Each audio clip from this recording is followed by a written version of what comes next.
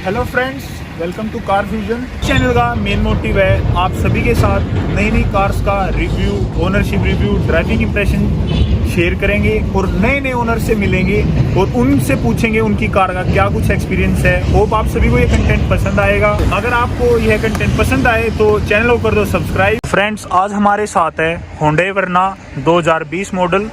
ये लग तो नहीं रहा होगा आपको देख के कि होंडे वरना 2020 मॉडल है, क्योंकि अब नया फेसलिफ्ट आ रखा है। तो हम आपको इसके ओनर से मिलवाते हैं और बताते हैं क्या कुछ इसकी कहानी है। अब मिलवाते हैं इनके ओनर से, जो कि हैं दक्ष अहलावत भाई। हेलो भाई। भाई आप बताओ। बढ़िया भाई, क्या स्टोरी है इस गाड़ी लेने की? अब 2020 में फेसलिफ्ट वेरिएंट आ रखा है। भाई इसकी स्टोरी देखो, सबका यूँ मन करता है कि गाड़ी ऐसी लो जिसमें जान हो, मतलब परफॉर्मेंस बढ़िया हो। हालांकि भाई मेरे को थोड़ा है गाड़ी का शौक कि अगर मैं पंजा दबाऊँ तो आगे की जानी चाहिए गाड़ी।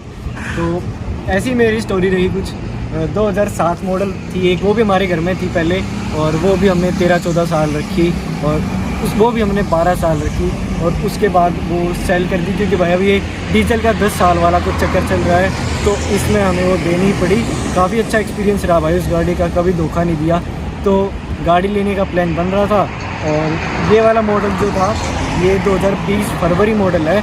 और पता है मेरे को नया वाला फेसलिफ्ट आ गया था, जैसे भाई कह रहे थे कि मेरे को पता चल रहा था कि जो नया वाला है ना वो 1.5 यानी 1500 सीसी के साथ आ रहा था, और मेरे को चाहिए थी 1.6 यानी 1600 सीसी, क्योंकि जो भाई इसकी परफॉर्मेंस है वो नए वाले की इतनी बढ़िया नहीं है। भाई मतलब आपने ये ब्लैक कलर में किस लिए नहीं ली? ब्लैक कलर में तो बहुत गजब लगती है ये। पता है बहुत गजब लगती है, पर यार इसकी यही था ना, ये 1.6 यानी मतलब जो ये वाला था यार, ये कहीं मिल ही नहीं रहा था। और अगर मिल भी रहा था मेरे को एक ही जगह मिला, क्योंकि मेरे को गाड़ी ऑटोमेटिक ही लेनी थी। मैनुअल में मेरे को गियर में पैर नहीं तोड़वाने थे, तो मैं चाह रहा था कि मेरे को गाड़ी ऑटोमेटिक मिले।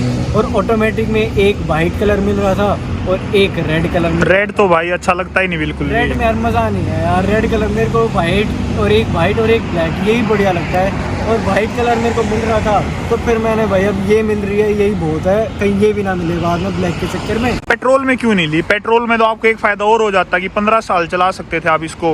भाई 15 साल तो चला सकता था, पर मेरे को 15 साल रखनी नहीं थी गाड़ी। मतलब यार एक तो पेट्रोल ले तो लें, पर जो मतलब एक जो कहते हैं ना परफॉर्मेंस, हालांकि पेट्रोल में जो वरना की माइलेज है वो बहुत कम है। मतलब कितनी दे देती है भाई माइलेज?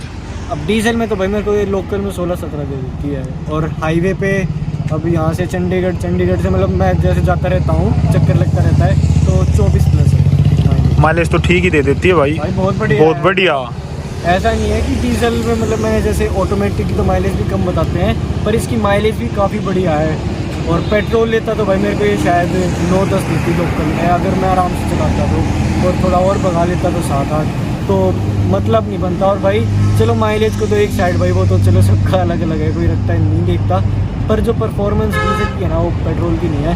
पेट्रोल में लेनी होती तो भाई मैं शायद होंडा सिटी मतलब तो क्या कुछ आपको एक्सपीरियंस रहा इसका? कहीं पर कहाँ तक दूर तक लेकर गए हो इसको? भाई अभी तो मतलब मैंने तो जैसे 25 फरवरी को ली थी ये, मार्च में लॉकडाउन लग गया था 2020 में, तो अभी लॉकडाउन में कोरोना ने सब किए कर ही रखा है भाई, कहीं जाने के नहीं। पर फिर भी जो है मैं इसको अभी जैसलमेर लेके गया था पिछले मतलब एक साल ही हो गया भाई, एक तरह से हो जाएगा।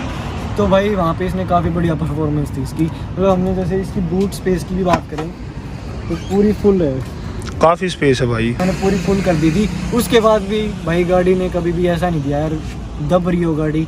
हम 4 जने गए थे घूमने और आराम से मज़े से गए थे खुल के। और एक भाई इसका यूँ बोलते हैं कि होंडा वरना का ग्राउंड क्लियरेंस बहुत कम है, उससे मतलब क्या कुछ आपको? भाई होंडा सिटी से कंपैरिजन कर सकते हैं हम, या सियाज से, उससे तो बहुत बढ़िया है भाई ये। अभी मैं कुछ दिन पहले इसको मेरा भी यूट्यूब पे चैनल है, तो भाई का चैनल है इट्स मी अहलावत के नाम से, उस पे भाई ने ये वीडियो डाल रखी है अपनी। मैंने उस पर ग्राउंड क्लियरेंस टेस्ट करा था एक। मतलब जैसे गाँव का तो भाई मेन गाँव का ही होता है कि गाँव में अलग अलग टेरेन होते हैं। मतलब यार जैसे शहर में तो ब्रेकर ही हो सकते हैं भाई ज़्यादा से ज़्यादा, पर गांव में हमें एक्चुअल पता चल सकता है गड्ढों का, क्योंकि भाई वो रोड तो होती ही नहीं है। तो मैं उसको खेत में लेके गया था, तो वहाँ पे इसकी सही टेस्ट करा और मेरी मुझे।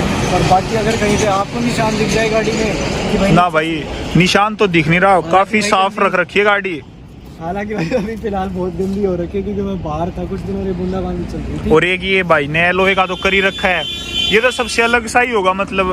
हाँ भाई अब मेरी मतलब मेरे को खुद लगने लग गया कि ये गाड़ी की अलग से पहचान होगी अब, मतलब हाँ। एक्सक्लूसिव कह सकते हैं कि सबसे पहले शायद, वरना मैं नहीं करी होगी हाँ, और ये शायद से भाई ने घर पे ही की थी। ये मैंने खुद करा था, मैंने एक वीडियो शूट कर रहा था तो मैंने खुद कर लिया। एक भाई के चैनल पे वीडियो भी आप वो जाके देख भी सकते हो, भाई ने खुद घर पे कर रखा है सारा ये काम। तो भाई इसका मतलब होंडे के साथ आपका सर्विस कॉस्टिंग वगैरह मतलब कैसा एक्सपीरियंस है सर्विस का? भाई अब जैसे अब ये मेरी जो है 22,900 चली है, एक तरह से 23,000 ही चली है यार। तो 23,000 में भाई अब जैसे 20,000 वाली भी सर्विस कराई थी, तो आप ही बताओ कितने पैसे लगे होंगे। हालांकि थर्ड फ्री सर्विस थी, लेबर भाई चार्जेस तो नहीं लगते इसमें। कितने लगा? अराउंड 10-15 तो लगेंगे ही होंगे। 10-15 3,402। क्या भाई? 3402 भाई बहुत कम है ये तो। और ये भाई मतलब इसमें जैसे फिल्टर वगैरह, ऑयलिंग वगैरह सब कुछ होता है इसमें, ब्रेक फ्लूइड जो डलता है। तो 3402 का बिल बना था। और अगर हम जैसे अब अगली अब 30,000 वाली होगी, मतलब फोर्थ, मतलब वो तो पेड सर्विस ही होनी है, तो यार उसमें 2,000-2,500 रुपये का लेबर चार्ज लग जाएंगे। तो फिर भी मान लो भाई 5, चलो 6 मान लो यार, 6,000 में भी गाड़ी डीजल नहीं भाई कोई दिक्कत नहीं है 6,000 में तो गाड़ी में, मतलब 6,000 में भाई गाड़ी की सर्विस हो जाए बहुत है। मतलब कुल मिला के खुश हो आप गाड़ी से? हाँ खुश हूँ भाई मैं, मतलब यार यूँ बता दूँ एक काम मेरे को, मतलब आज तक इसने 2 साल होने वाले हैं अब फरवरी में, आज तक तो इसने धोखा दिया नहीं। और कुल मिला के भाई की जान है, लगभग यही दिखती है भाई के पास ज्यादातर। तो भाई अब इसके अंदर चलते हैं एक बार, कैसा क्या स्पेस है इसके अंदर?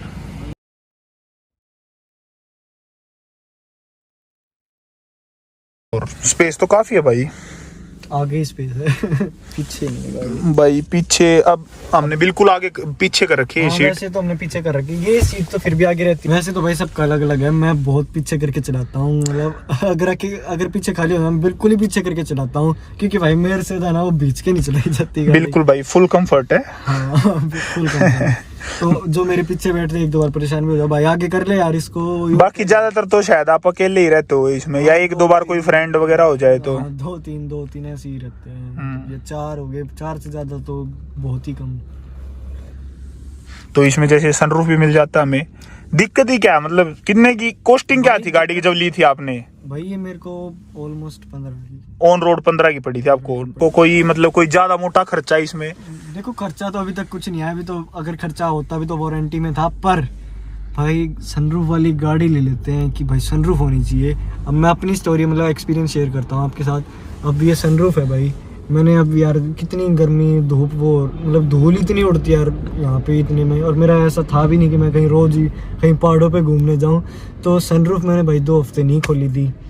तो 2 हफ्ते नहीं खोलने के बाद जब एक बार मैं घूमने ही चला गया भाई हिमाचल की तरफ, और सनरूफ देखता हूँ जैम होगी। तो भाई अब वो 2-3 महीना वो यूं ही जैम रही। फिर अब मैं सर्विस के टाइम पे गया, तो उस टाइम पे पता चला कि इस गाड़ी का मतलब पूरा जो सनरूफ है यही ख़राब होगी। कंपनी वाले भी बोले कि सर मैं तो दुबई भी काम करके आ गया, गुड़गांव में भी काम करा है, मैंने ये केस पहली बार देखा है, मतलब बहुत रेयर केस है भाई, भाई गाड़ी भी तो रेयर है ना वो तो चलो भाई वो तो अलग बात है, पर फिर भी भाई उस टाइम पे वो फिर मैं बोला, मेरे तो मतलब अंदर हो गया था यार कि ले भाई अब तो खर्चा आएगा, कि मोटा खर्चा हो गया। तो खर्चा है। फिर वो बोले तो वारंटी में ही होएगा, मैं चलो जान में जाएगा तो फिर वारंटी में उन्होंने जैसे पूरी वो ये हेडलाइनर होता है ना पूरा, ये खोला और कंपनी में उन्होंने 1 हफ्ता मेरी गाड़ी रखी, और ये पूरा पार्ट मतलब उन्होंने चेंज किया है, मतलब जो इस स्लाइडर, अच्छा मतलब ये जो पूरा है ये यहाँ से स्लाइडर जो इसके अंदर होते हैं ना, हाँ जो इसको आगे पीछे ले जाने में पीछे करते हैं, इसकी मशीनरी वायरिंग वगैरह होती है वो पूरी चेंज हुई है। भाई अगर मेरा एक ये सवाल है आपसे, अगर ये वारंटी में ना होता तो कितना खर्चा होता है इसका? भाई देखो वारंटी का तो देखो, अब जैसे जब हम नई गाड़ी लेते हैं तो 3 साल की वारंटी और 1 लाख किलोमीटर का होता है कि वारंटी रहेगी। अब मेरे को तो 1.5 साल हुआ है, मतलब 2 साल हो जाएंगे वैसे। अगर उसमें ना होता तो 45,000 का झटका लगना था। 45,000 का। और अगर बाहर से करवाते तो? बाहर से तो भाई फिर तो वारंटी तो खत्म सब, और पैसे तो देने ही पड़ते, क्योंकि वो मतलब कुछ यूं नहीं बोलते कि बाहर से सस्ता हो जाता है या क्या? कुछ सस्ता कुछ नहीं होता असल में। एक बार बाहर से खुलवा ली ना, फिर कंपनी बाई चांस आगे फ्यूचर में कोई लीकेज होगी या कोई भी दिक्कत होगी, फिर कंपनी वाले कहेंगे आप ही बाहर से ही करा लो। हाँ। मतलब वो तो यूं ही कहेंगे ना सर आपने हमसे क्यों नहीं कराया, क्योंकि अब जब 3 साल की वारंटी दे रहे हैं तो मेरे ख्याल से तो वहीं से खुलवाना। हाँ कंपनी तो कंपनी रहती है फिर भी लास्ट में। गाड़ी भी स्टॉक रखी है, मैं बाहर से कुछ नहीं करवाना चाहता इसमें। हालांकि ये सीट कवर वैसे तो मैंने ड्राई क्लीन कर रखा है 2-3 बार, पर अब थोड़ा बहुत मेरे को लग रहा है कि मैं ब्लैक करवा लूँ, सीट कवर चढ़वा लूँ, क्योंकि भाई अब मेरा थोड़ा यूज़ भी ज़्यादा ही रहने लग गया। तो रफ यूज़ हो जाता है एक दो बार, तो सोच रहा हूँ डलवाई लूँ। ऊपर भाई शायद आपने कवर चढ़वा रखा है इस पे। हाँ ये भाई ये तो मैंने जैसे 2 चाबी मिलती है ना, मैंने दोनों में लगा रखा भाई, ये बहुत काम का है। हालांकि 150 रुपये में 2 कवर आ गए थे, पर अब जब तक गाड़ी है जब तक ये प्रोटेक्टेड है। हाँ मतलब गिरे वगैरह तो रिमोट ना टूटे। भाई ये चाबी ऐसी होती है, अगर ये बार गिर गई तो इनका पूरा, क्योंकि कीलेस वो होगी तो इनका ये इनकी हाँ हमें कीलेस मिलती है इसमें चाबी से। इसका ये तो बस अनलॉक ये तो मैं जेब में ही रखता हूँ, क्योंकि सेंसर लगे अपने आप खुल जाती है गाड़ी बटन से। तो अब एक बार भाई इसको स्टार्ट करके देखते हैं क्या कुछ इसका नॉइस है। भाई नॉइस तो इतना नहीं है इसका, जैसे देखा जाए तो और गाड़ियों कंपैरिजन। हाँ मतलब डीजल के हिसाब से ठीक ठाक कम है डीजल के हिसाब से, पर अब जो नई वाली है ये वो थोड़ी और रिफाइन है, इससे भी थोड़ी और कम आवाज है। पर अब भाई अभी तो हम जैसे अब कॉपीराइट ना आ जाए वीडियो पे, तो अगर हम थोड़े बहुत गाने चला लेते हैं ना उसके बाद तो थोड़ी सी भी नहीं आती। तो भाई आपको प्रैक्टिकल लगता है ये जो दे रखा है कूल ग्लव बॉक्स? प्रैक्टिकल देखो ऐसा नहीं है कि अगर हम बिल्कुल कोई भी बोतल रख देंगे तो उसमें वो बर्फ जमा देगा, ऐसा नहीं है। मतलब जैसे टेम्परेचर नॉर्मल है ना तो उसको नॉर्मल ही रखेगा, गर्म नहीं होने देगा।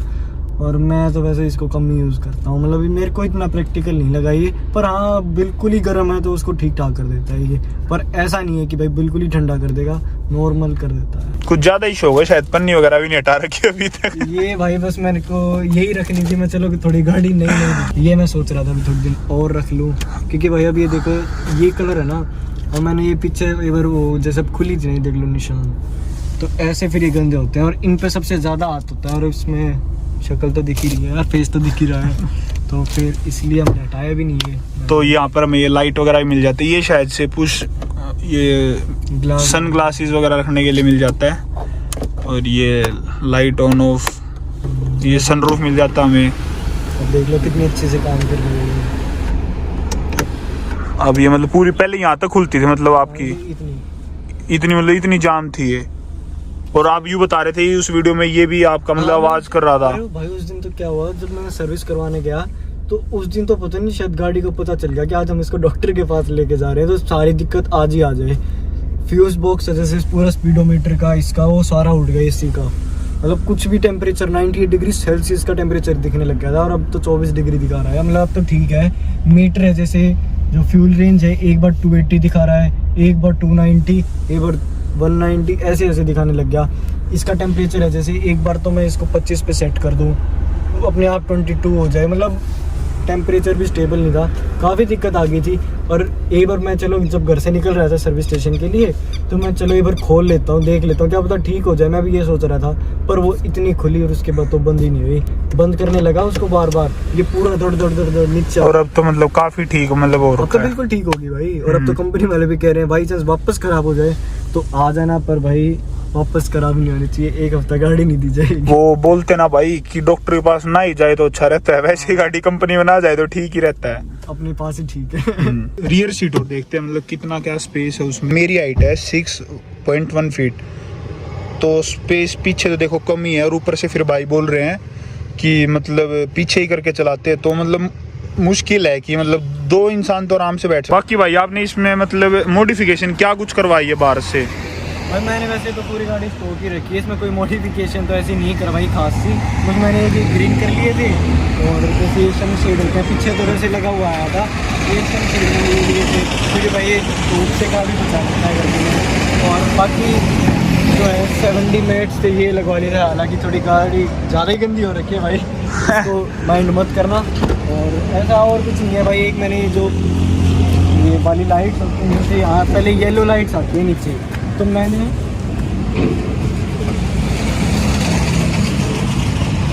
ये भाई ने वाइट करवा रखी है, ये मैंने घर पे, ये भी मैंने खुद ही कर लिया था घर पे ही। टॉप मॉडल लेने का तो मतलब यही है ना, उसमें अगर टॉप मॉडल पे भी इतना खर्चा करोगे फिर तो भाई वो बहुत महंगा होता है, और मेरे को कोई गाड़ी में दिक्कत लगती नहीं। आप खुद ही बताओ अपने हिसाब से आपको क्या लगता है गाड़ी में। हाँ आप यूँ कहेगा यार इसमें एलॉय डलवा ले, HID डलवा लो, तो भाई वो तो सबके अलग अलग है खर्चा ना भाई। गाड़ी में तो देख मेरे को इतनी कुछ कमी खास लगी नहीं जितनी है, मतलब बिल्कुल साफ सुथरी गाड़ी रख रखी है भाई ने। मतलब यार अब यही है ना, स्टॉक रखोगे उतनी लंबी चलेगी, छिड़वा ली तो फिर वो चाइनीज़ ही होगी गाड़ी, ऐसा। ये था दक्ष भाई की गाड़ी का ओनरशिप रिव्यू।